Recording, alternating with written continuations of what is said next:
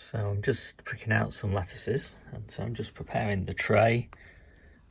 I like to firm the compost in with my fingers, and then I'll refill this just like that, and then I'll firm that in again,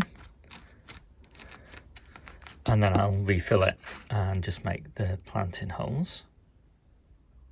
So I'm just pricking out lettuce, and basically I just ease them out with this little screwdriver. Doesn't really matter what you ease them out with. And then once you've eased them out, it's fairly easy to just lift out the individual seedlings and just pop them in like that. Holes are made with a pen or a finger. I'll just do one more.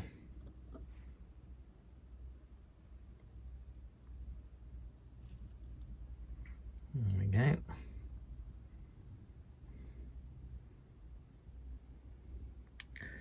then just pop it in with your finger. Now, once you've just dropped it in, you just firm it in gently like that. No need to be too careful with it,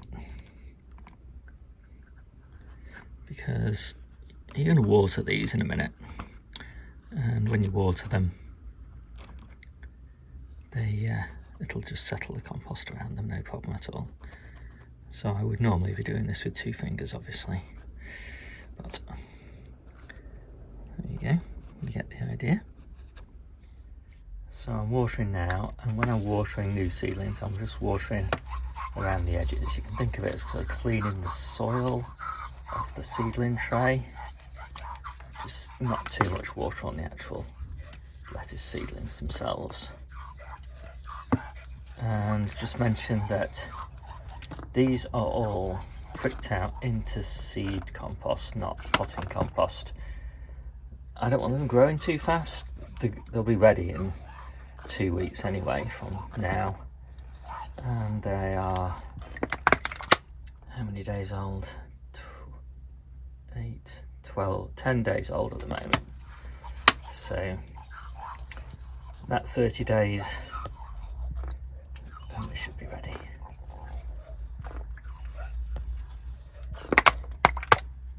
So you can see quite a range of sizes, from these little tiny things to these much bigger ones. Some in between here. They all work, it doesn't really matter. I would just prick them out when they're nice and small. They're all under the grow lights now. My preference is at this point to grow them in a nice cool place. These are in my workshop. There's no heat other than the heat that's coming from the grow light. This is a Mars Hydro SP150. You could grow them in a polytunnel now without any heat, no problem at all. I just like to have them at home. It's just easier for me to look after them, and I kind of just control the environment a little bit more, but they will just do fine. And I wouldn't put them anywhere warm until I know that the roots are well established, the leaf area is about covering the sides of the module, and yeah, at that point, once they've got plenty of leaf area, they can go somewhere warm and bright. But when they're little like this, cool and bright is my favourite.